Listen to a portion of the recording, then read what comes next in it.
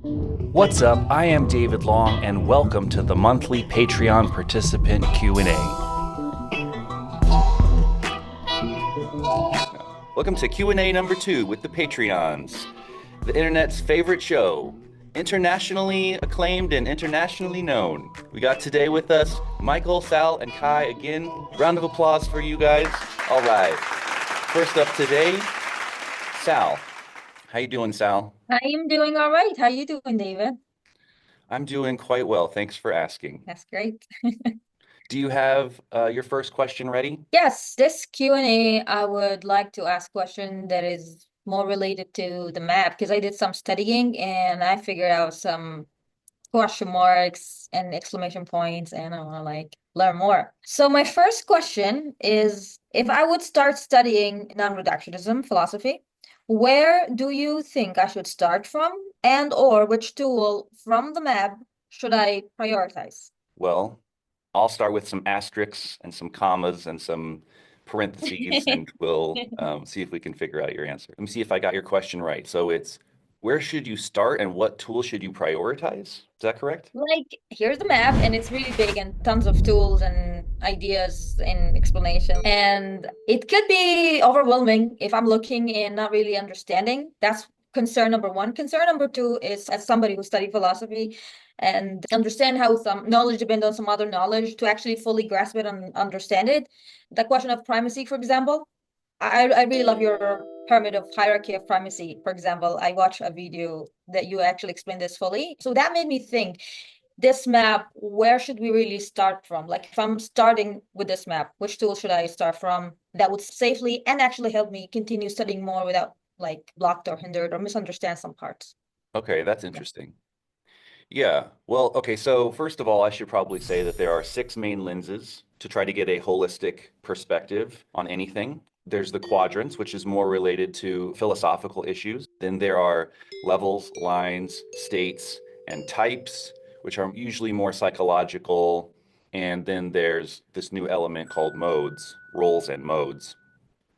So I would start by, I guess, trying to figure out which of these things you already know some things about. Like, for example, Sal, I know you know a bit about types. So if you already got types covered, then that's probably like not necessarily somewhere where you need to dig in deeper. Most people don't know much about the quadrants and they don't know much about the stages.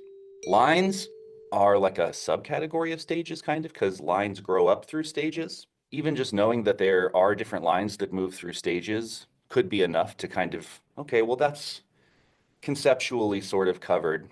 If you're more interested in philosophy, maybe you should dig deeper into quadrants. If you're more interested in understanding development and different worldviews and different perspectives, then maybe stages is going to be more interesting to you. There's a lot of important distinctions as it relates to both. If you're working on self-mastery and trying to refine your behavior and figure out how to act and get your own life under control, then maybe the modes and roles is going to be most helpful to you. So it kind of depends on where you're at. And the other thing I would say is that somewhat of a surface understanding of each of these things begins to be immediately helpful. So even if you don't want to dig all the way down into the details of all of these things, just knowing the basics about it is already a big helpful thing. Like with quadrants, for example, if you know there's interiors, exteriors, individuals, and collectives, if you understand these are different aspects of reality, then you can already start to use that, even at the most surface level, as like a checklist for a lot of the things that you're doing in life. Like, am I covering these different aspects? So even if you don't dig in super deeper, understanding scale and primacy and quadratic zoom and all these kinds of things, just the surface level detail is already an improvement and an upgrade.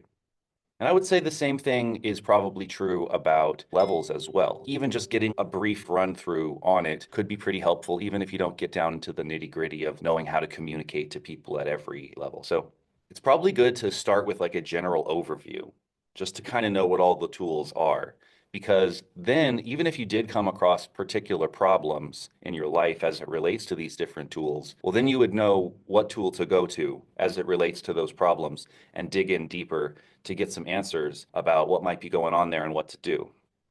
So probably a general overview is a good place to start. And then depending on what your own strengths and weaknesses are and what your own focus is and what you're trying to work on in your life, then maybe you can hone in a little bit deeper as it relates to certain tools. Does that answer your question? Yes, I think it gives me a good idea. It seems like every individual studying or interacting with the map like should understand where they personally, subjectively stands, and maybe a quick or understanding of levels and different types of levels is probably, from what I understood, this is what I would go through.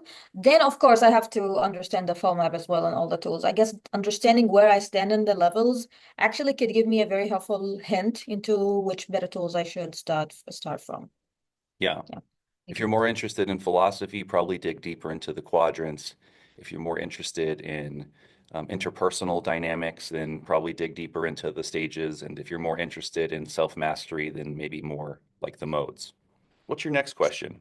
So my next question is still related to the map is, can you walk us through the key upgrades that non-reductionist philosophy map introduces, whether it's parts or tools or even revised definitions or clarifications of like things or parts or sections or tools that were already there, but you are approaching it from a different maybe definition or understanding. So yeah. Yeah, there's a lot of things. So if you're coming from like an integral perspective, you might be already familiar with a similar type of map, but it's very different. Even though there's a map and a lot of the same elements are included, in non-reductionism, we think about all of these elements differently, with maybe the exception of types. Integral theory doesn't really spend that much time talking about types anyways. It's mostly focused on the quadrants and the levels. So when it comes to the quadrants, there are several different upgrades. For example, we include a thing called quadratic zoom, which is basically quadrants within quadrants within quadrants. And so this gives us more nuanced tools as it relates to topics in every quadrant. So in terms of epistemology and ontology, there's 4P, 4Z as opposed to IMP. In terms of morality, there's like a 4M, 4P, including all different moral systems as they relate to different quadrants. There's like a 4I, 4P, which has to do with different ideologies as it relates to the lower right quadrant. And then there's going to be non-reductionist life practice, which does quadrants within quadrants in the upper left quadrant, and then looking at the upper left quadrant and all the other quadrants. So like includes a bunch of factors. Now, a lot of these things are not explained yet. They're not out there in the world. It's going to take some time to unpack and unroll a lot of that. But as it relates to the quadrants, some of the main upgrades, like I'm saying, is this idea of the quadratic zoom. And all these different systems include quadratic zoom, the ones that I just mentioned. So that introduces this new understanding of scale. So how we might talk about different levels of zoom and how they relate to each other. And so there will be like new distinctions that come online with that. And like you said, there's also an understanding of primacy as it relates to different topics. So that's the nested quadratic holons, and that's, like you said, this philosophical primacy pyramid. That's a really helpful tool. Like I've said before, I haven't really ever heard anybody talk about that before. And I've been studying philosophy for a lot of years. Just knowing that you have to do the different philosophical projects in the correct order to really make them harmonize with each other, and knowing that when you don't do it that way, one subject or your interest in one subject might get prioritized in a way that ends up hijacking your ability to really do other subjects. That can be a major problem. Like if you start with what you think is good, then make that the primary concern. We've seen that happen before. Like Jordan Peterson, I think, is a really prime example of that. He ends up conflating good and true and beautiful all kind of into the good, and then that ends up being a problem. I've seen other people act like beauty or aesthetics is primary, and then they try to act like morality and truth are subcategories of the beautiful, and that ends up being a problem. You end up with like Disney type of logic where like beautiful people are good and ugly people are bad or something like that. That's a scary, dangerous approach. So yeah, doing the projects in the correct order, starting with a good epistemology, making sure all your knowledge is grounded, then using that to understand ontology and cosmology, understanding what's going on in the world, and then figuring out how to be good in relation to what we know to be true, and then figuring out how to beautify it on the back end. That's really important. So that's a big contribution. I'm sure that that will potentially be helpful to a lot of people when more people know about it. That's just stuff related to the quadrants. I'll probably have more interesting things to say about lines. Michael was asking me a really interesting question about lines too, like asking me like, there's these developmental psychology lines, and then there's like multiple intelligences, and then there's these different skill sets or disciplines, and they've all just been called lines. But I think that there's more nuance to be had as it relates to that. And that's a really interesting topic to go into deeper. I think it's not just lines. Like when Howard Gardner talks about multiple intelligences, he's probably talking more about these biological capacities where people might be naturally inclined towards being able to do certain things versus other things. And that might have something to do with their brain wiring and their type or something like that. So they might be like more inclined towards being good at some lines rather than others.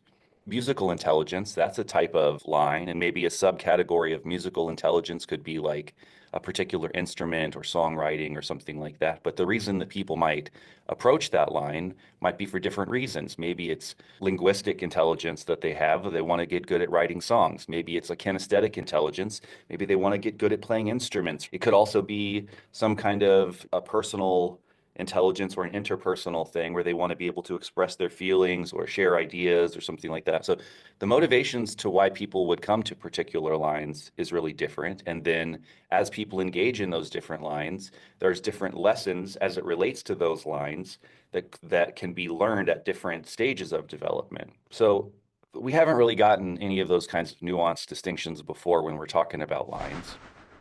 When it comes to stages of development, I've reworked the second tier stages and we've ditched the third tier stages, which are not true to the original spiral dynamics maps. They were like mystical state stages from Aurobindo that Wilbur stacked on top of the spiral dynamics map. And Don Beck was really upset about that. He did not like that at all. Don Beck was more of a dialectical materialist. Hegel and Marx both include a dialectic, but Marx came later and said that he flipped Hegel's dialectic on its head and stood it right side up. Basically, what this means is that Don Beck, his understanding of the way that these different stages emerge is they grow out of real world situations, and they're not like motivated by telos or spirit driving it or something like that. It's like about the natural evolution of ideas and situations in relation to each other. What ends up being changed about the second tier stages is that we don't call them integral stages. They're integrative in that they're postmodern reconstructions on the other side of the postmodern deconstruction. Postmodernism has a tendency to deconstruct everything and flatten it out to this kind of relativistic false equivalency type of flatland. And then on the other side of that, there is a reconstruction. So some of the distinctions I've made is usually there's two different levels to it, early integration and late integration. I've taken that first yellow stage and broken it into two. And this is important for people who are interested in meta theory, especially. They're both versions of personal integration, but we're making a distinction between early implicit integration and later explicit meta-theoretical integration. I think we talked about this on our last talk, that we want to be good at recognizing who's already starting to make these distinctions, so that way we can find them and teach them meta theory. These are the people who we want to really be introducing it to. So this becomes a really important distinction within our communities, is that there are some people who are early implicit doing integration, and then there are people who are really in our community doing meta theory and like know the distinctions, right? Technically, you could say they're both still at the same stage. They're both still doing personal versions of integration, but this is just kind of a helpful heuristic for us on the inside, trying to navigate this territory skillfully and to be able to make this distinction. This has always kind of been a distinction that people in the meta theory community would make. They had different ways of talking about it. Sometimes they would talk about people who were aware or some people who were informed or something like that. But I think implicit versus explicit is better, right? There are people like Joseph Campbell, for example. He's obviously doing some version of integration, but he's not doing it in the context of knowing about meta theory. Whereas we're working within meta theory, and the projects that we're doing are within this shared community of people who have a shared language about meta theory. So the early integrative stages are more about personal integration. Like, I want to figure out these things so I can have a better worldview, so I can be more skillful, so I can talk to people better, so I can understand what's going on. It starts like that. But then later, there's a more collective type of integration where we wring out the personal bias. Sometimes the personal integration will still tend to kind of favor people's biases, or even just like the main influential figures that might have been our introduction to some of these ideas, right? Like there might be a tendency for people to reframe everything in terms of concepts and ideas that they already know about, just as a way to start to understand it. But once you get really good at integration, you want to realize that that's not the only way to talk about things and to kind of bring out the personal bias. Like maybe just because I really like Buddhism or I really like, paganism or I really like Christian symbolism or something like that doesn't mean that I should always talk about things in those terms. Like if we're going to create systems that start to be good for everyone for the whole spiral, then they can't be trying to impose this one symbol set on everyone just because I like it. It's got to be able to take into account the fact that all of these different symbol sets are valuable and kind of hold them all equally with fair overarching standards. So that's the change, only that the yellow stage has been broken into implicit versus explicit, and some of the languaging has changed, talking about personal integration and collective integration. That's basically what's going on with that. And we did rework the states as well. Integral, because it's so focused on Advaita Vedanta and Eastern idealism, is it tends to frame the states themselves in terms of that worldview. Like I was just saying, it's kind of biased towards this particular way of looking at things. So the way they would talk about it before was like gross, subtle, causal, and non-dual states. This again comes from Aurobindo, which is where the name integral comes from. It comes from Aurobindo. And so a lot of the Aurobindo ideas get imposed on the Wilberian version of meta theory. But the problem with that is that gross is kind of a way of talking about the regular waking state of reality as if it's like sort of this like world of illusions, just like the surface level of things. But then when you really get into the subtle and causal, especially like causal, right? It's like that's the ground of all being. That's the real stuff. That's like the deeper, more true, good reality, right? Like it's kind of like imposing this like nirvana versus samsara view on reality. And from a more sacred naturalist view, which is the kind of view that I would advocate for, if you really see life as sacred, it's kind of derogatory to talk about the world as gross like this. Not like, ew, gross, but like, like as if it's just the base surface of things. You could flip it and kind of say, like, this is it. This is where the value is at. I mean, it's good to know that we're all connected. It's good to know that we're all one. And it's good to do the inner work of meditation and trained states. It's helpful for your own self mastery. But if enlightenment is good, it's good as a means to practical ends. Otherwise, what does it mean for it to be good, right? So we have changed the concept of the states and put it in more just like regular plain language. We talk about waking, flow, dream, REM, trained meditative states, and altered states. We could probably do further subcategories, like in terms of waking state, we could probably talk about like emotions, but basically this is a better way of talking about states in general that doesn't have this Eastern bias. Hold up a second. David from the future here, just letting you know that this version of states that I just talked about is actually now a past version of states from the previous non-reductionism map. We are now on non-reduction map version 2, and it actually happened because of this very video that you're watching. So stick around to find out how that happens. But actually, the current new version of the states does include emotions, what we call affect, still has flow, still has dream.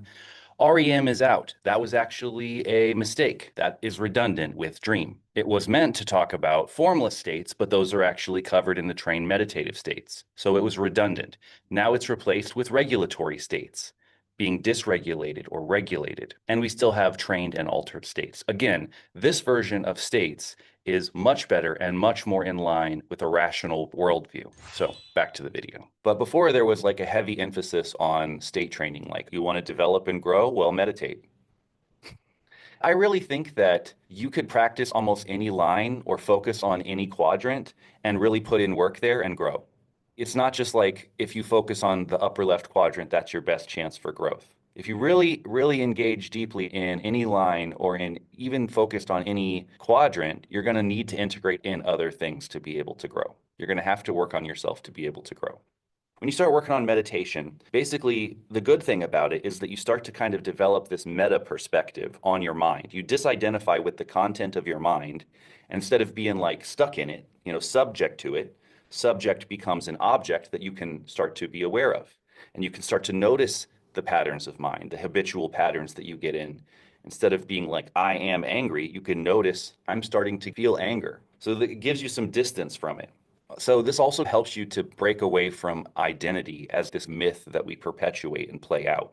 So once you get a little bit of distance from that, you can be like, well, I could continue to basically play out this almost victim narrative of a concept of self, or I could decide who I want to be and start to be the creator of myself.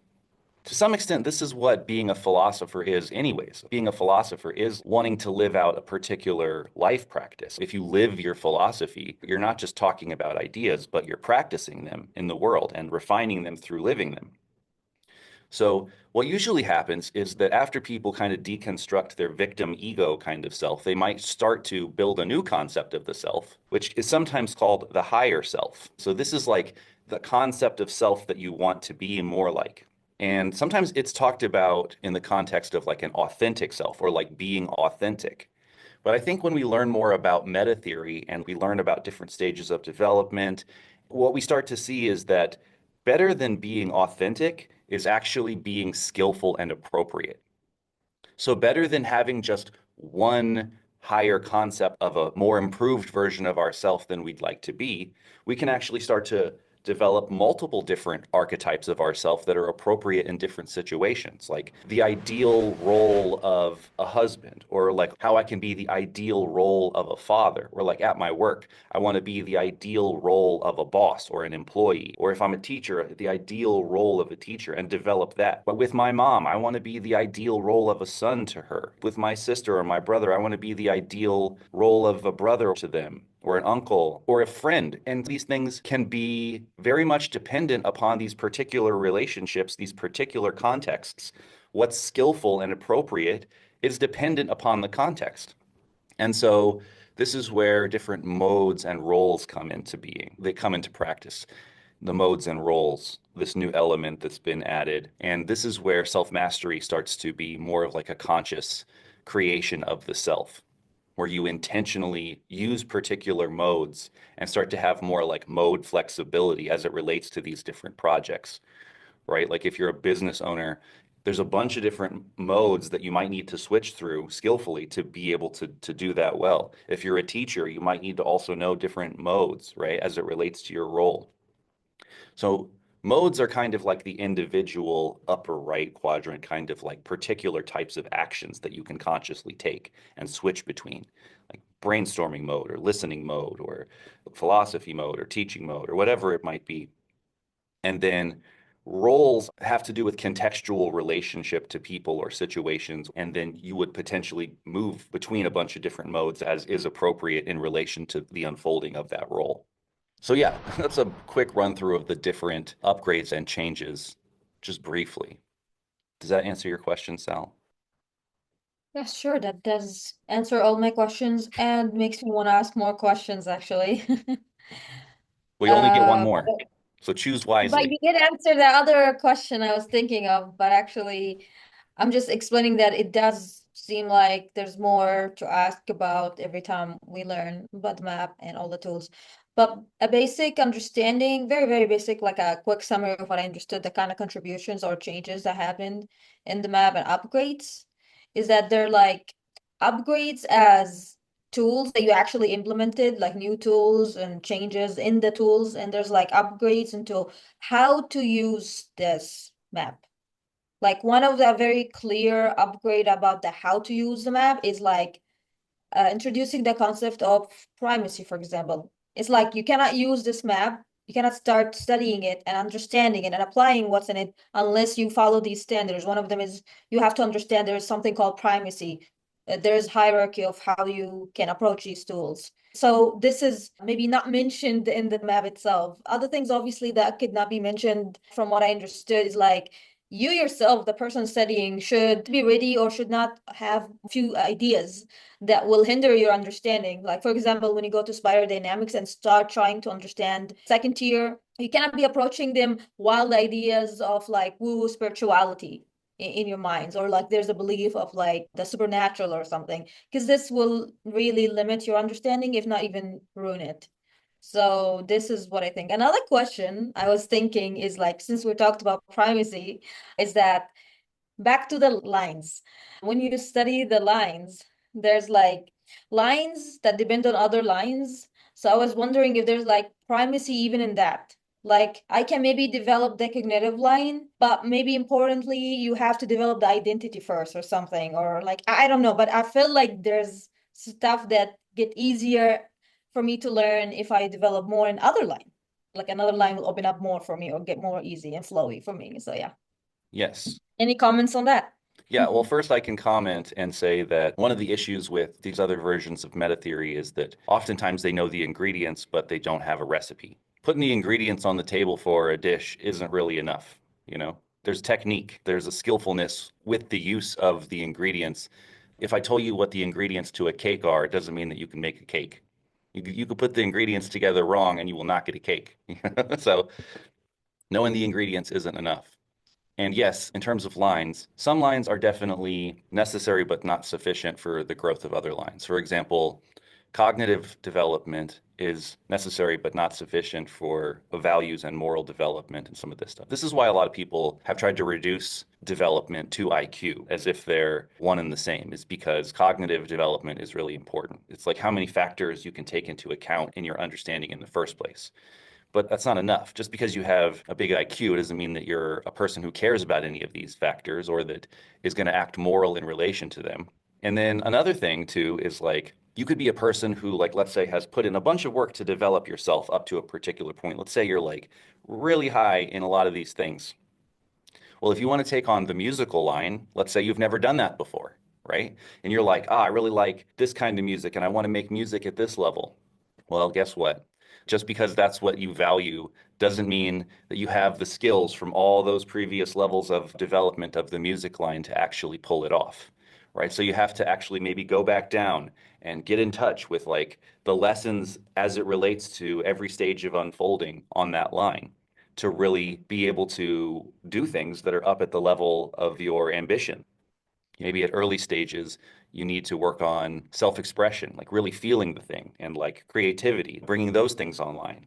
Then maybe at Blue, there's a lot of people who practice other people's music and they learn how to play other people's songs and they learn songs and feel what it's like to feel it. Like there's a lot of musicians who are even like professional gigging musicians and they know a lot of songs, but that doesn't mean that they can write songs or it doesn't even mean that they could improvise or even that they know theory or any of that, right? And then sometimes people play songs like that and they're even kind of really robotic with it. It's like, you know, maybe they need to feel it more to play it really well, right? So that could be a thing.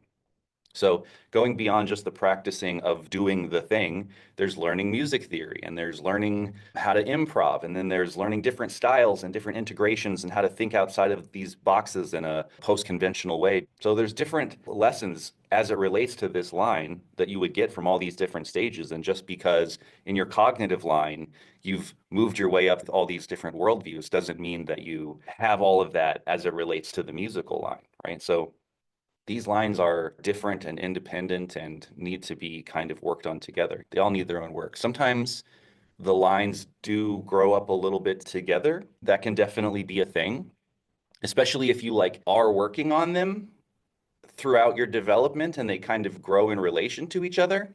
But sometimes certain lines get sort of stunted or just like ignored or whatever. And one thing that you can do is you can take strengths that you have, be it like fundamental capacities or like things that you've developed in other lines, your strong lines, and apply them to your more weak lines to try to help them grow and improve.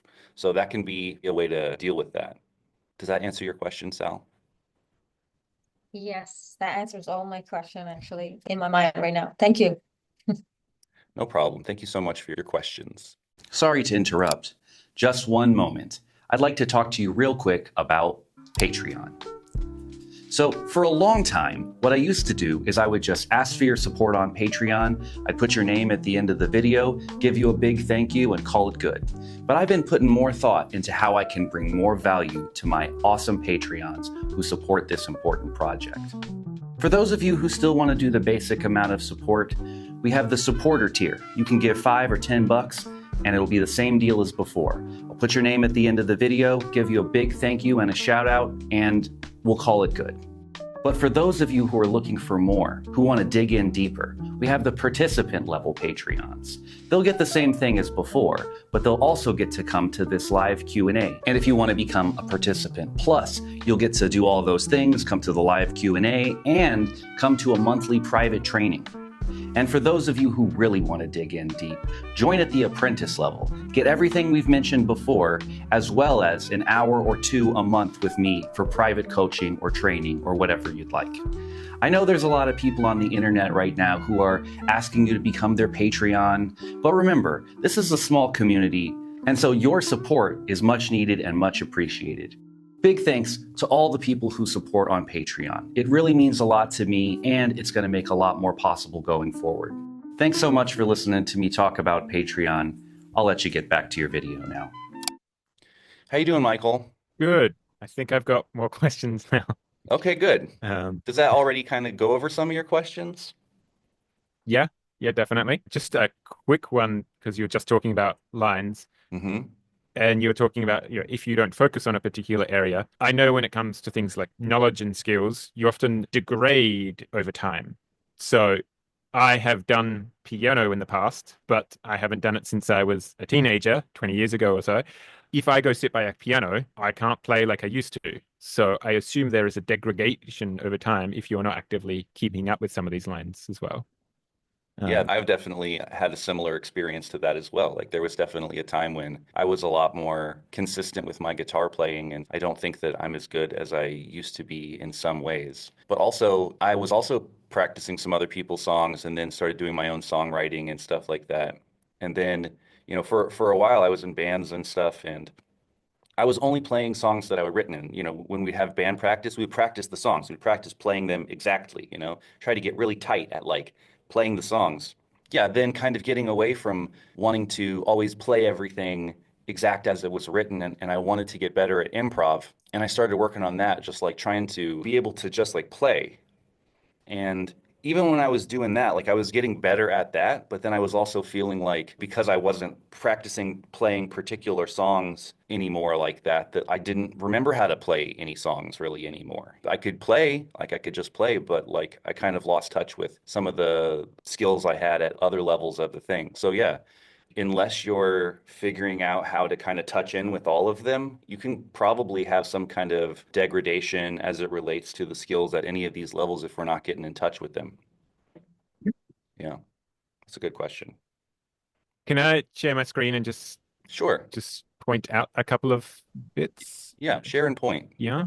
Okay, so in this part of the video, Michael asked to share his screen and he wanted to go over the non-reductionist map. And we basically went over all the elements. But unfortunately, in this part of the video, we lost the videos of us talking. And so it's just looking at different parts of the map. And so I'm basically going to summarize what happens during this part. So basically, we end up going over all the different aspects of the map and he ends up asking me a bunch of questions. Really, he's just trying to clear up all the things that he's unsure about as it relates to the map. And in doing so, he also offers up criticisms and ideas about how to make the map better. So one of the first and main and most important things that he brings up is the problem with REM as a distinction, REM states. He's like, what's the difference between dream and REM? And part of the problem is in this previous version of the map, I was associating REM with the formless state. And the reason that waking and formless are on this map is because basically I was trying to make the more grounded version of what was the gross and the causal state from the previous map. But there's no need to talk about waking or gross states. It actually does make more sense to just talk about different emotional states. Because when we're awake, we're not just awake and neutral, we're usually awake and in some one or a combination of emotional states. And that's actually our experience more than just being awake. Being awake is like the most generic, basic distinction that we could talk about. And REM is not formless. It's not something like a nervo or a nervi kalpasamati experience, like in the dream state, like an empty dream formless state or something like that. That might be better talked about in the context of meditation. So instead, I brought in the regulated and dysregulated states, the regulatory states of consciousness. And I think that actually works better because it starts to include a more broad set of psychological states that could be important to talk about, that are more important to talk about whether or not we're in a formless state. I think it has a lot more practical value in terms of like what people are actually going through to be able to talk about whether or not you're regulated or dysregulated. While I was upgrading the map, I also took it as an opportunity to include in the Howard Gardner multiple intelligences. Just showing the lines of developmental psychology isn't really good enough, and it doesn't really fully cover what the lines are. So I think including the Howard Gardner multiple intelligences is a better way to make it more well-rounded. We also talked about attachment styles, love languages, the Enneagram, MBTI, and ocean models. And we talked about why some of the ones are on the map and why some of them are not. And Michael also encouraged me to add the ocean model to the map. Now, I personally think that it's more talking about traits than types, but it's definitely true that a lot of people who are more rational minded tend to be critical of MBTI and Enneagram type, and they tend to think that the ocean model is a lot more scientific and rigorous. And it doesn't hurt. It's just a typing system. The point is that we take into account types. Different typing systems are better for different things. I also tried to make it clear how we hold things like types, that we think of them as helpful heuristics and that we don't confuse them with rigorous, scientifically grounded tools. Personality types are a really hard thing to get good evidence on. And a lot of the times people will end up dismissing the personality types because the multiple choice tests online that people take for them are not actually good or reliable. But that doesn't mean these things aren't legit. There's a good reason that there's a big community around MBTI, and it actually ends up being a lot deeper than many people think. Like, for example, there is also a version of what's called the four sides of the mind. It's not just the case that a person is the four-letter type that we often think of.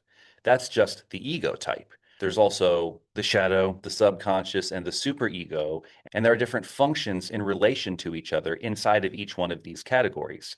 So people who are really into MBTI types are actually a lot more nuanced with these things than most people might think. And I also want to say there's a neuroscientist, a doctor, his name is Dario Nardi, and he has been working on trying to figure out the correlations between different personality types and different ways that the brain is wired. So there are now doctors who are trying to figure out more about how these different type heuristics relate to different brain wiring. And they are getting some results that seem to confirm some of the ideas that are in these different typing systems. Obviously, it's not a perfect one-to-one correlation type of thing, but there are strong correlations that he is finding, and he's doing more and more research on different types over time. And it won't be long into the future to where we actually will have a more scientifically grounded, backed up by neuroscience perspective on what types are, different ways the brains are wired, and why people are particular types. So it's just the case that it's kind of early days on some of these things, and these typing heuristics are some of the most simple and best ways that we have to talk about these things that are actually really real about people.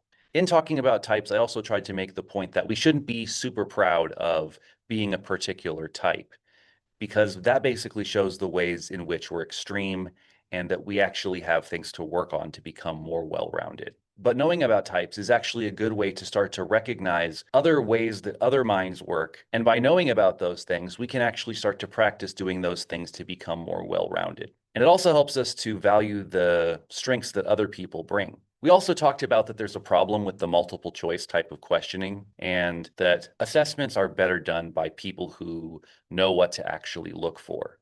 Or assessments could be done better if you actually had to write some essays as answers to questions. But of course, that takes a long time. But there can be problems with confusion around stage values and type values. For example, if you're at orange, you might really value rationality, and so you're going to test more like a T type. And if you're a green, you probably really value feelings, so you're going to test more like a F type.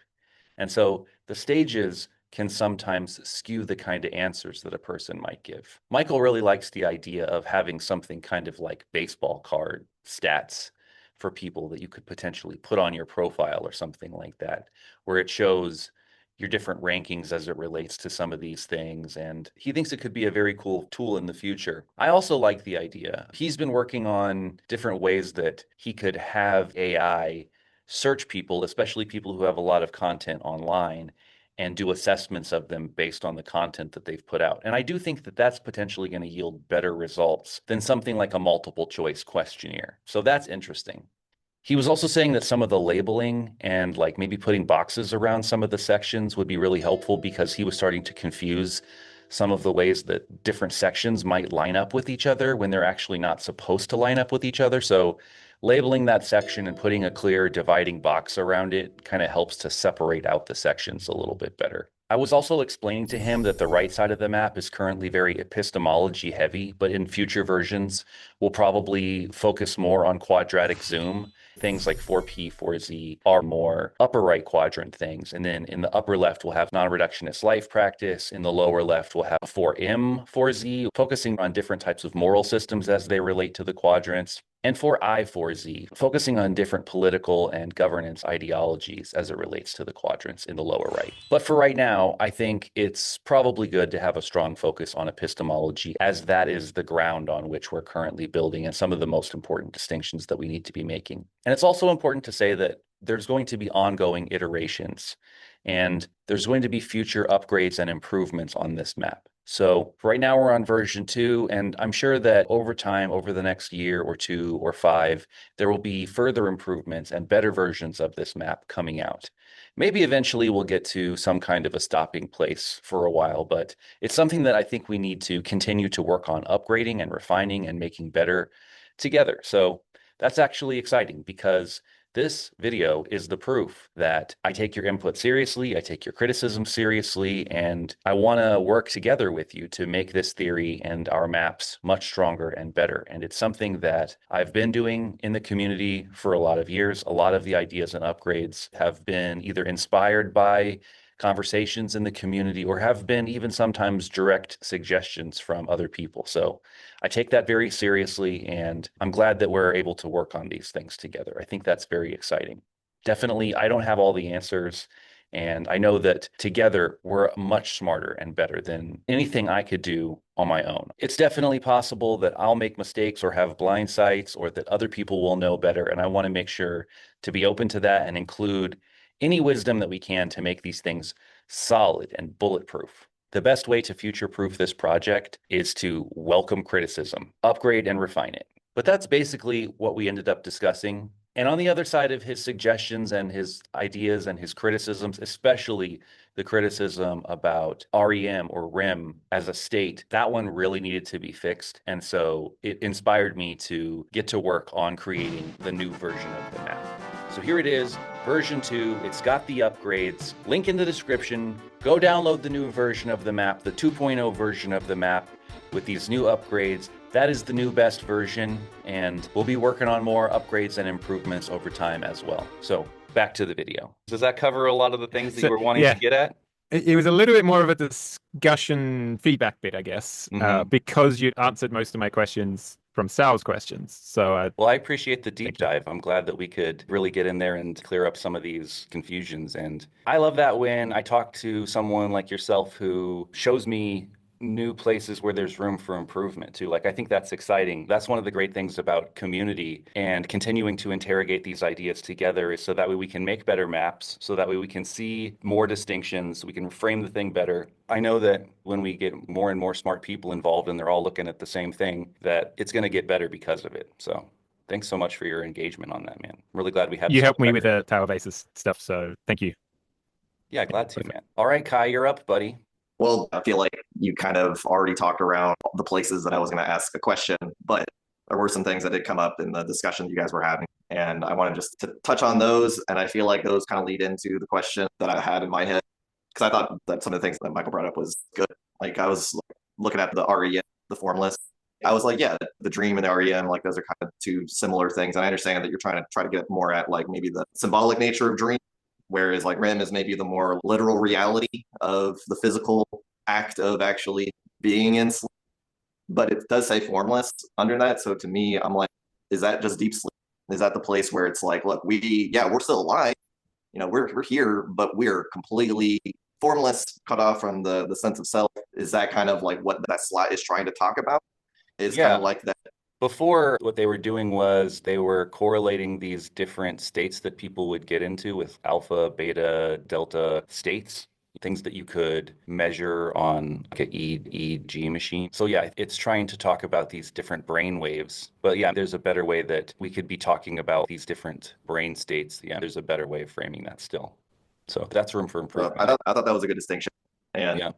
The next thing was on Myers-Briggs, and just wanted to say a couple things on this, just working off of some of the things that you were saying. about how Myers-Briggs, it's a relative heuristic that we use to try and get at these kind of more ephemeral aspects of ourselves that, things like the hard sciences are just going to go like, we can't get at the interiority, all we can look at is behavior, and we're either going to look at your behaviors. Maybe you have some kind of mental dysfunction that's causing you to always like do this and this and this. And so maybe we're going to have to like prescribe pills, or like we're going to give you some kind of prescription on the back end of that, but not actually understand that like there's just different processing priorities that, an ego is going to kind of favor because of just their life conditions and things like this. The thing I wanted to say around that is a lot of people do want to like find some kind of solidity in like who they are. And it's unfortunate that we do have to work in more relative maps to get at like what that solidity is. I'm very happy that things like astrology are not on here, because there's like huge distinctions in terms of like where astrology is like relative like stages of development, because that's kind of more animistic, purple ways of engaging with our interiority, where you're looking to the stars to give meaning to your life. The way that people use it can be really destructive and very reductionist and prejudiced against people. With Myers-Briggs, it does seem like, even though it's still a relative map, it's trying to cut away from the more mystical absolutes about a person, which is kind of why I like these maps. I know that Orange doesn't really like things like Myers-Briggs because it's not solid. But again, this is a relative map of like trying to find where a person's preferences are. And the whole point is to try and like understand each other in a way that goes beyond just interpreting them through, let's say, like their nationality. Yeah. It's a where they helpful come from. heuristic that avoids a lot of problems in ways that some of these other ones don't. Of course, within these communities, there are still people who are like, I don't fuck with this type, I don't fuck with that type, or something. Right. That is the problem. That's the issue, is people want to reduce like, oh, I took a test, this is what I am, so that's what I'm going to be, and that's how I'm going to be, and that's all it's going to. And also, when you don't know about stages of development and you just make people into a type, even if you have a general style, over years and years and years of living or experience, people can become more mature versions of that type, and they can learn to actually correct a lot of the problems that might be related to being that type, or like having those kinds of focuses or styles. I think most people, go ahead. I was just going to say, even just circumstances in our lives pull out of us that will kind of force us to embody certain aspects of ourselves that we are not all that comfortable sometimes. And it's either for the best or sometimes can be destructive in the sense that like you're not ready to fulfill some of those aspects. Yeah. So those are some of my thoughts around some of what that is. I think it's good because you're just able to actually at least have a map to connect on a deeper level with a person than the more surface level, which is nice. And it gives you a base level foundation to see where you're at, see what your preferences are, where are your patterns, and then it gives you a good view of like, okay, well, if there's 8 functions that we have that we're able to prioritize, well, it's like, I'm always doing this. I got 6, 7 other functions that I could be working on. And so if you take the maps some kind of relatively serious way, then you have a lot of paths to development within just one little map, but don't want to get bogged down in always reducing who you are to that map.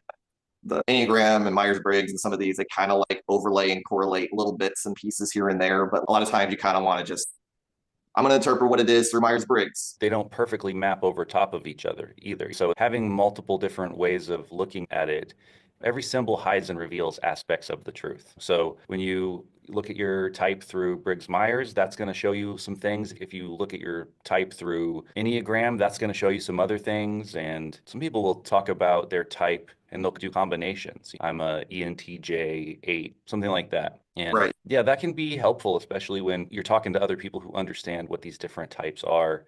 If I'm talking to somebody and they tell me they're a 9, or they're a 5 or a 4, I'm gonna immediately have a better idea about how to relate with them, and like understand what their values are and like what their potential strengths and weaknesses might be. Sal's making a good point here about one of the other how-to upgrades is to really work on the not reducing people into a specific stage or type or so on. It's a skill to know how to not reduce, right? Not reduce. Exactly. This is what I was saying before too about the types. It's like we might generally have a particular style and be a particular type, and that might be pretty solid for us, but it's not something that we should just be proud of. It's like something to work on. It's like, okay, well, I'm going extreme in this way. Maybe I need to find balance. In Briggs-Myers, it's a spectrum: introvert, extrovert, thinking, feeling, judging, perceiving. So if you're like way over here on the spectrum, it's probably not good. Probably need to come back a little bit more towards the middle. We want to be more towards the middle on these spectrums where we can be thinking and feeling. We can easily do both. We can be introverted and extroverted. If you're too much either one of these things, that could be majorly unhealthy and problematic. We want to be able to get in touch with all these aspects, all these functions, and like be able to bring them online. It's like modes to have that. Yeah. Like each of these different functions could be different types of modes or different kinds of styles that maybe we need to work on. Yeah. Yeah. Which leads me into the question I was wanting to ask. I am talking to people all the time, and I talk to a lot of orange people and I talk to a lot of green people. And when you try to tell orange about some of these more relative maps and these not so solid ways of engaging in the world, they immediately turn off. They don't like it. They're like, nope, not for me. And it's like they kind of stop their own development, even though they're really good at developing themselves and like achieving into like who it is that they are and all this. But I feel like a lot of orange people, they kind of cut out a lot of the interiority stuff, a lot of subjectivity and like the relative stuff. And so my question is, with non-reductionism, how do we know where the line is or what new symbols maybe even? Because like the reason why they're so antithetical to it, especially now, is because like we do live in kind of the post-truth era. There's so much pseudoscience out there. Anybody can say anything. And so orange is just like, nope, not having to do any of that, you know? Yeah. But on the green side, you try and start telling them about good and healthy, better ways of knowing things and doing things. They're like, nope, not doing that. We're all one here. And if you don't think that that's what it is, then I guess you're not with all that's one. They are antithetical to each other. And so it's like, where's the symbols, the new symbols that we have that aren't as scary, let's say, or like bogged down in baggage for these different people at these different places? Yeah, I think that a lot of it has to do with our approach and our framing and the way that we tell them why these things might be important, right? So, like, if I was talking to someone at Orange and I was trying to get them to understand some of these things, I would say, yes, there are problems with these systems and they're not pure science, but they are talking about something. And the more that we study the brain and the ways that different brains are wired, the more that we're going to find real correlations between what's happening on these maps and what's really going on with people. There's a reason that these systems are really helpful to a lot of people. And of course, there's ways that people are using these systems in problematic ways. So we can acknowledge a lot of the criticisms that you have about these ideas. You're not wrong about them in that way, but maybe you need to look a little bit deeper and be a little bit more gracious and understand that there's a cutting edge of science and there's still more to learn as it relates to these topics. And so for right now, this is some of the best way that we have to talk about some of these things that science isn't really able to talk about yet.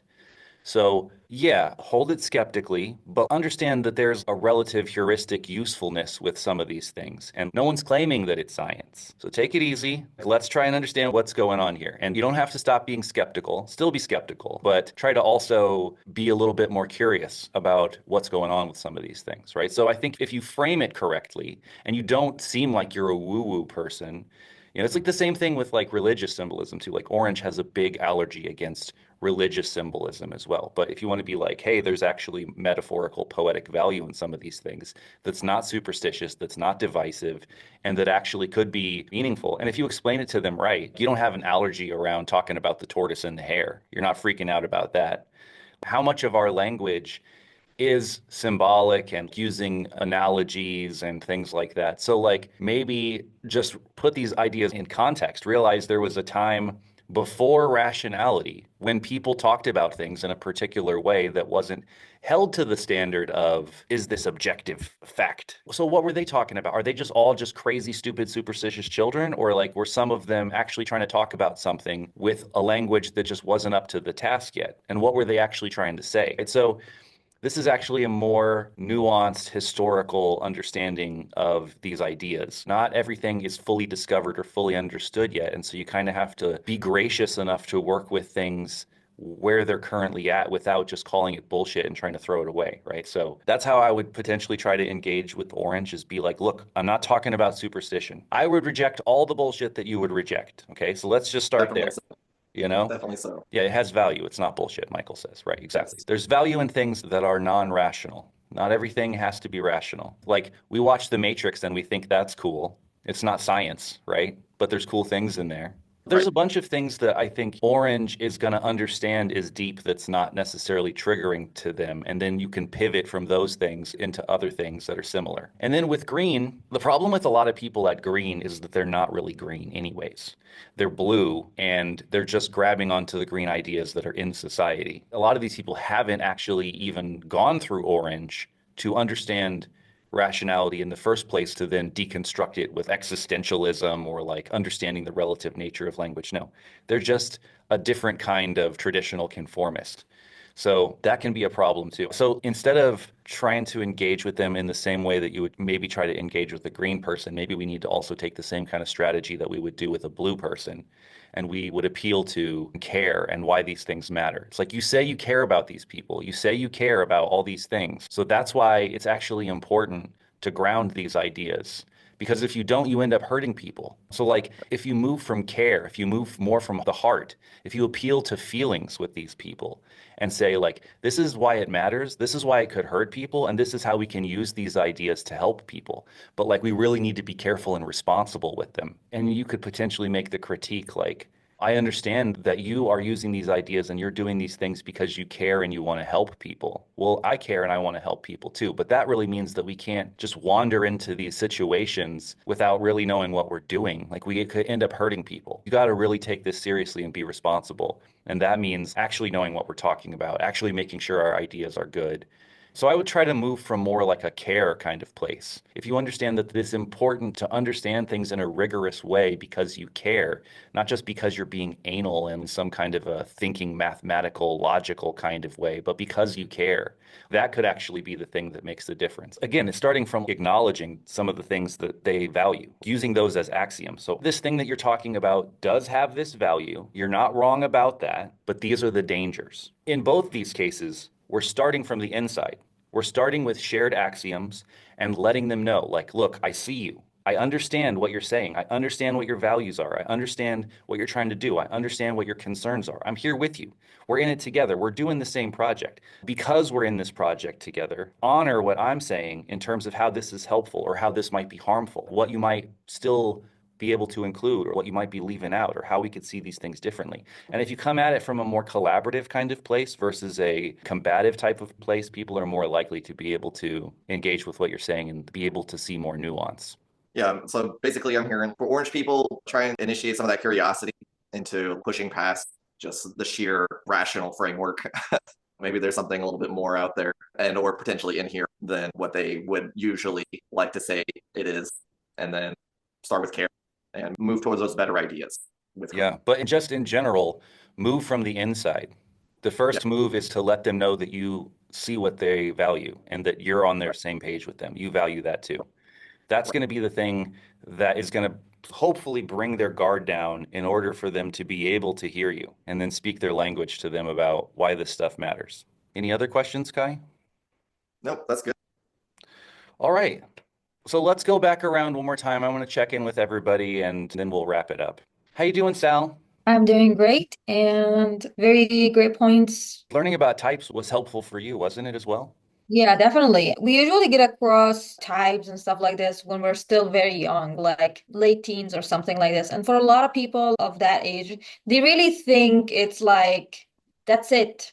That's the development. I made it. I am self-developed because I know my type. And it's already another journey in itself to convince yourself to develop outside of that box, of that label. There's a very human thing to seek comfort in labels and boxes and like, halas, I know this, I know that. Even in diagnosis, like ADHD, I am Asperger's, whatever.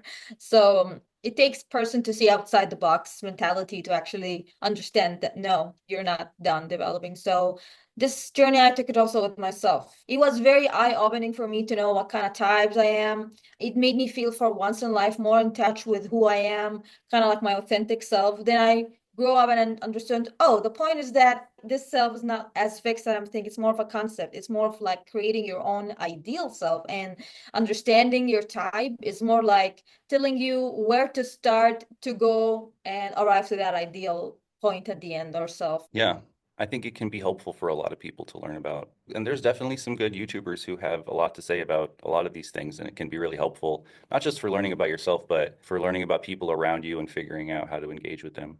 Is there any other kind of thoughts you have about these talks? I feel like a last thing is the relationship between understanding your type and the way you think and the kind of philosophy you draw into, basically. So a lot of people who will be in my opinion, like want to understand meta theories probably have some types that are more intuitive than like S people will be more down to earth. So I don't really know, but it would be really interesting to know, first of all, what's your personality? And then how is your personality related to your wiring of your brain? And then what is basically your go-to kind of philosophy in life and your perspective, and where in quadra you're mostly gonna be more strong in and weak in. Yeah. And that goes back to my original question when I asked you where to start in the map to learn non-reductionism. And I understood from you that it does have an element of understanding first where you are. And part of that is understanding that's a little bit more of like your preferences as a type or something. So Yeah, or yeah. what you're doing in your life. And it will be interesting to see further. Of course, this non-reductionist project is going to, by nature of its style and what it is and the way that I'm presenting it, it's going to attract a certain type of people who are potentially more prone to that type of style. And then I'm potentially going to turn off people who might prefer a different kind of style. So it would be interesting to think about how also I could adapt the style of presentation or the ways that I engage or whatever to potentially resonate with different types of people. Like Michael had this idea about doing a series talking about how to use 4P, 4Z in a bunch of different ways. Well, there might be other types of videos that I could make that would potentially resonate with people who would really not like to look at videos about 4P, 4Z and how to look at things. This is something I'm thinking about too, is how can I make different kinds of content and how can I make different kinds of things in different kinds of ways. But also, I do think that it's good, especially in the beginning, to attract people who have the right kind of style, who are going to resonate with the things more in the way that I'm going to teach them and who are going to be more grounded and maybe thinking type and more attracted to a particular kind of style. You want to say something else, Sal? I just want to add something. It reminded me right now, as you're saying, of something that we discussed on a separate conversation, me and you, David. I think I was wanting to learn more about spiral dynamics itself, actually, because this is where I started from. I started from like understanding individual development typology, and then I'm like, okay, so how is this relating to this? Then I went to the world and I discovered that there's this idea that, like, let's say you're blue. Inside blue, there's different manifestations of blue. And the Yeah. like there's the blue religious, there's the blues like patriotic, whatever. And even in let's say orange, there's the success achiever, salesperson, and there's the scientific seek truth. So within the same level of development or value lines, basically, because biodynamics is value lines, right? So I'm trying to understand how does it correlate between where your starting point as a type, as a personality? Like, what is the shape of the manifestation that you're gonna go when you develop your Yeah. value lines? A lot of that is cultural and historical too. As Yeah. culture evolves and as time changes, the expression of the spiral is going to change too. I would like to think in a more healthy future world that blue, for example, won't be this like traditional conformist religious kind of expression, that it'll be more like appropriate for children, let's say, and it'll be more like good boy, good girl kind of conformist for a while.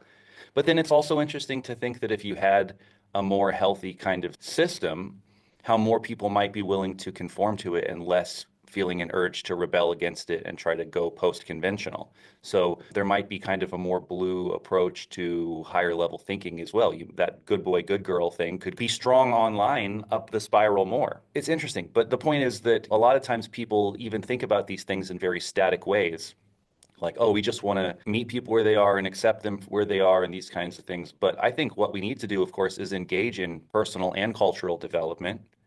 And especially as we engage in cultural development, we're going to change the expression of the spiral. And that needs to be known to be a good thing too, is that we want to do that. It doesn't mean that there still won't be blue or there still won't be red or there still won't be these things, but hopefully there'll be more healthy versions of those things and less the unhealthy, toxic versions of them. Definitely, you're right about orange. A lot of people get the achiever parts of orange, but especially in certain societies, the rationality isn't even taught until you get to college. And even then, maybe only within particular fields. So, like, they're not really helping people to become actually rational. We live in capitalism, so the achiever part's way online, but the rational part can be massively lacking. But yeah, you're right. And then like at green, where I used to live in Arkansas, where Kai lives, there's tons of hippies and stuff like that that are green, but not a lot of like philosophical, existential deconstructionists. That version of green is not really online out there. Yeah, it's more of like a religious type of green, like culturally green, and they conform to it. Is there anything else you want to say before I close it down? No, just re-emphasizing that what you said, it's nature versus nurture, and nurture is more of this cultural thing. I feel like an important key is to understand what is your personality as like what is your nature kind of thing. And yeah, that's really basically the summary. Thank you. Yeah, a lot of these very good, helpful distinctions. Thank you so much, Sal. Michael, I really want to thank you for your deep dive into the map. And you really gave me a lot of things that I'm seeing now as room for improvement. And a lot of people would potentially be threatened by someone trying to poke holes in their ideas, but I'm really interested in how we can improve them together. And I see someone like you who can help to make the thing better, like a huge asset, not something to push against, but something to lean into and to be like, yeah, challenge it. Let's make something together that stands and is better and something that's really good. We can improve on this. So thank you so much. Yeah, I know that I want more critiques of my work, those sort of deep dive things. And some of it is just, can you label these things better so I understand? And then some of it is also because we're talking about how, yes, Myers-Briggs is good, but as we said, Orange is somewhat turned off by that. But the ocean model is something that they happily gravitate towards and is also a useful way of typing. I personally filled in the Cambridge Analytica. I have my result from the Cambridge Analytica stuff before they sold that off and use that for nefarious reasons. But I found it was actually really useful. Just to, here's my Facebook, here's an analysis of myself, some of which I didn't even fully know about myself. So I wish we did have a system like that where we could just say, here's my Facebook, Twitter, whatever. Here's some things. Here's my list of likes, and then being able to pull in. Yeah, and I certainly agree And with you that in the future, a lot of these things are going to be more known about, and certainly as it relates to different professions and different businesses and stuff like that. Like I've definitely told employees back in the day when I was teaching integral, I know meta theory, and that makes me better at this job. You don't know about this now, but let me tell you why this is important and why this makes me better at this job than other people. And I could explain it to them in a way they'd understand it and they go, "Oh, yeah, yeah, that is good." Like that it's good that you know those things. That's going to make you better. So, yeah, I certainly think that the more these things are known about and the better tests that we have and the more that we're able to make them explicit, the more it's going to matter. And that also puts an incentive on people to grow and to work on themselves, and that's really good. yeah, I think you were saying about the videos, and I suggested that there's the 4P, 4Z and applying that to specific topics. And then you're saying there's other types of videos. My thought is talking about the stages, the lines, the types in terms of understanding yourself. And then there's another version where it's understanding other people at those different types and levels and how to communicate better with them. So Yeah. those are different types of videos. So someone trying to understand what is my bits, and then, oh, other people are at this other levels, and here's how I can help communicate. And there's also different contexts of that, like hiring someone and then hiring someone for specific roles where maybe you do want someone who is really high in the cognitive line for certain types of work. So like a programmer, probably you want higher in cognitive line, whereas a HR manager should be maybe more of a feeling person. And you could even apply it to friends and family or even celebrities. It seems like Trump is very mean red. Like he's got a very high sociopath. So there'd be interesting bits there to try and show ways that this map can be useful in different contexts and that sort of thing. Yeah, certainly. And Um, especially after I lay the groundwork and I'm ready to dig in more deeper, I could definitely see lots of different kinds of subcategory series as like ways to like, apply these different tools to different things. And you're right, like even just being inside of each one of the tools and looking at different applications as it relates to things, each of those could be like a series in itself of just digging in deeper. And so, yeah, that's exciting. And I'm also yeah. excited to see once the course is done and other people are trained in it, how other people might do their own content about some of this stuff. And they might focus in on particular aspects that they're really interested in. And maybe there's other people's personality types or styles or whatever that will resonate with people in ways that I just can't. So that's exciting too. I know this thing is going to be a lot stronger when it's got a lot more people involved in it and more people working on it. I mean, it brings problems potentially too, but at the same time, I think we're stronger when we include more perspectives. Yeah, I mean, just look how many upgrades you potentially just brought to this thing just through your short time interacting with it. And I already had some ideas about what it would be, but yeah, it's exciting. You just brought some new good ones. And I think it'll be interesting to challenge some of these things more, like, is there a better word than systems theory, hermeneutics, or phenomenology? I was asking myself this, and I tried to ask other people, and I tried to get other suggestions about it, but this is where we're at so far. But also, I realize that it's a work in progress. And so I think that should be considered a good thing about it, that this is something we can work on together. It's a project in the works. That's, I think, a positive. Yeah. Yeah, just going back to what Kai was saying, I'm living in the Philippines. Most people here are highly religious, very blue. Also, not all of them have the best grasp of English. You know, like my partner's very good, but often it's very hard for me to talk to them about things like this because it's hard for me to relate to that blue level. But also, the actual language difficulties just add to that. I did find in Australia and Europe, we grew up in Australia and I visited Europe and stuff. I found there's a lot more people who are orange and green there. I haven't found any countries that I've been to that are more in the yellow. Yeah, that'd be Yeah. nice.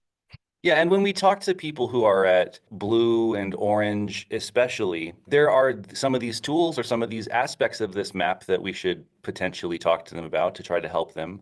But, no one skips stages. And so what we're really trying to help blue do is be more orange or like take into account more factors where they're at. What we're really trying to help green do, assuming that they're actually really green, is to potentially think about how they can best honor the perspectives that they say that they care about by understanding discriminating wisdom or important judgments. Work with them around what judgment means, and then that can start to help them.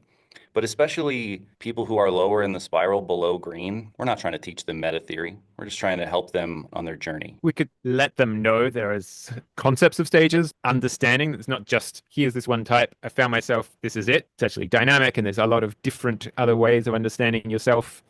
There's also understanding of the nature versus nurture side of things, and that's where Totally. things like the Gartner intelligence types may be slightly more of the nature in some ways, but you can still nurture it. So you're like, I'm not particularly musically inclined. I still like to listen to music, but I could be better at that and could work on that. So I see them almost as just a set of lines on their own. Yeah. And I wanted to mention two ideas just for us here in terms of thinking. So there are different mental thinking tools. So one is pre-mortem. If something's going to break, let's pretend now that non-reductionist theory fails in the future. We can then do that as a thinking exercise and say, why did it fail? Is it because it has a complicated map, or is it because, David, you got sick of it and are working on other things and didn't push it enough? Or is it the community? Is it whatever? There's a lot of different things. And just by thinking that through, you can quickly identify issues. Yeah. Another one is 5 whys analysis. Something does break. Why did it break? And you just keep asking, why did that happen? Why did that happen? Why did that happen? A new one that I just heard recently was the hotshot method. And the idea is if there was an ideal person in this specific role, what do you think they would do? So if there was the ideal person who was championing non-reduction things, like if you are the person who's inventing it, is there someone who's a better champion, let's say, or you're currently doing all of those steps? What does that person look like? Or you as the person who's coming up with this, what would an ideal person be doing? And then why aren't you doing those steps? Can we go do that? So these are some interesting just thinking tools. I didn't have names for those things, but I do a lot of those things already. But that's really cool. Like those, I would say, are specific modes of interrogation. Like, let's try this approach. Let's see if we can interrogate the thing in this way and see what it yields. So yeah, I think that's very cool. What I like about that is a lot of those things are things that a lot of people would be hesitant to look at. But that's actually where the value is. Looking at those things that you might not want to look at, because that's going to help you to figure out how to solve these problems before they come up. We want to build a thing in a way that is already accounting for these ideas of how it could go wrong. Yeah, what would it look like to be ideal in this thing? I think even just those two things of what does it look like in the worst case? What does it look like in the best case? Those kinds of things like really help us to understand a thing by like stress testing the edges. Yeah, that's very cool. Yeah, so those are thinking tools. And then obviously the 5 whys was if it does fail, getting to the lower, deeper causes, and then applying appropriate solutions at the different levels. So is there a management problem? This thing needs to be labeled better. Someone pressed the wrong button. Well, does the button need to be colored differently? All those different bits. So there's a whole bit there. One other understanding, so we're having a discussion right now, and something I got caught with recently was I was in a fixing or solving it mode. And sometimes we're in brainstorming mode, as you were mentioning. But there's also the emotional listening mode, just like someone who's talking and just trying to get things off their chest. And you can switch between those in discussions, but if you're in the wrong mode, then it can be really jarring. And I was trying to fix things when my partner was just wanted to tell me about her day and problems and whatever else. And I suggested some solutions in a way that was jarring to her and didn't work, and vice versa. So, Yeah. um, Classic problem in relationships. And this is why I think yeah, that like one of the main things that ladies look for is mode flexibility. Because guys can be very rigid and like kind of stuck in our style. And I think ladies want a guy who can do a bunch of different things and know when it's the right time to do those things. Know when it's the appropriate time to be like flirty or fun. We want our partners, both guys and ladies. It's not a gendered thing, but we want our partner to know how to work with us in a way that's not just reactionary, but that's skillful, to be able to help us in our mood or in our situation by not just going into reactive modes that would potentially trigger us more and make it worse. This is a thing that happens a lot in relationships, is this person has their triggers and traumas and this person has their triggers and traumas, and this person does something and they're having an issue and they're like spiraling out, and then like that's triggering me and now I'm spiraling out and now we're downward spiraling together and just cross triggering each other. And what we really need to do is, of course, it's difficult, but to figure out how to recognize these different situations and know what to do. Like right now, my partner doesn't need me to freak out. My partner needs me to do what's appropriate to help her or to help him, to not crash out, to not go down this downward spiral with them right now. It's a big point of maturity to be sensitive to the situation and to be like, okay, well, how would you feel about going into brainstorming mode right now? Oh, you're just trying to vent? Okay, go ahead and vent. I'm here for you. Rant it out. Go for it. I won't even interrupt. You tell me when you're done. And then if you want me to make some suggestions, I'd be glad to do that. If you just want to vent, that's fine too. It's a practice of learning to be sensitive and skillful in that kind of way. And that's why this idea of being authentic is not helpful. It could be very, very harmful to be like, well, that's just how I feel. Well, that's not what's needed. We all get there sometimes and we want to make room for each other. But to really help your yeah. partner and to be good for your partner is to have this kind of mode flexibility in relation to what's going on. And it's not just partner, obviously, Sure. work colleague, all of that, but it's less likely that they're going to emotionally vent it. But it's just that we are having a certain type of discussion and we can change into other modes. But it's just that little hinted invitation, like I would like to change into brainstorming mode, or, like I was critiquing you before and suggesting, hey, here's some updates and here's some other bits we could be trying, and that sort of thing.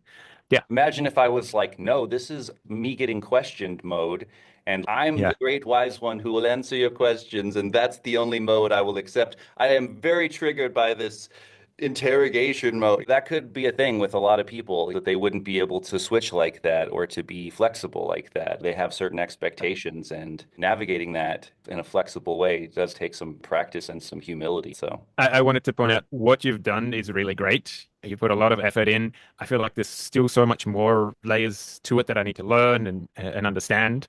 That's why I'm here. I just also pointed out there may be some ways to making that better. So, sure, for yeah, sure.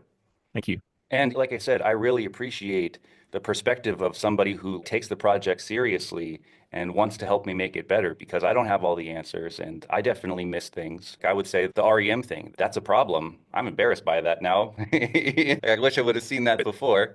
But I'm glad you pointed it out to me, and I'm glad I see it, and I'm glad now that it's in my awareness. And that just means that we need to make a better version of states that has more thought put into it. We probably need a better version of lines that has more thought put into it. So that's exciting, because the next map is going to be even stronger and even better. And so, yeah, that's good stuff and valuable to have your insight on that. The explanation of the states are effectively like the EKG levels, alpha, beta, brainwave bits. That helped me understand they mean much more of almost that meditative type state before you're actually sleeping, but whilst you're in that particular almost dreaming, daydreaming mode. It's slightly different to being in the flow. I think that's what is meant by it, but because there's REM and dreaming, and maybe you just have dream, and then Yeah. what is currently dreaming would be called something else. Yeah, there needs to or be removed. Yeah. better distinctions around that for sure. So there's room for improvement there. Yeah. Cool.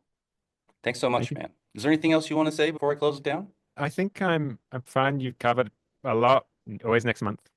Word. All right, Kai. How you doing, buddy? I really enjoyed getting to go into the map a little bit and look at some of these details of Michael and seeing his perspectives on some of these things, because it's honestly helping me just hearing other people's perspectives and where it is that they're seeing the map and how it's coming just helps me to understand, just because like I've been an integral, I've seen the map, like I have my own ways of approaching it, but it's very inspiring to see engagement on it through fresh eyes. That's really all I want to say about it. Thanks so much for coming, Kai. Is there any kind of final things you want to say before I shut it down, man? Just that I'm excited for next month, and I'm excited for this next video that you have coming out. This has been great. All right, you guys, thanks so much for your patience Thank and you, David. everything. Thank you, Sal. Yes, Thank it's been you. great. All Bye, right. Michael. Bye, Sal. You guys have a great Bye, Bye, everyone. Michael. Bye, Kai. a great day whenever time you're at. Okay.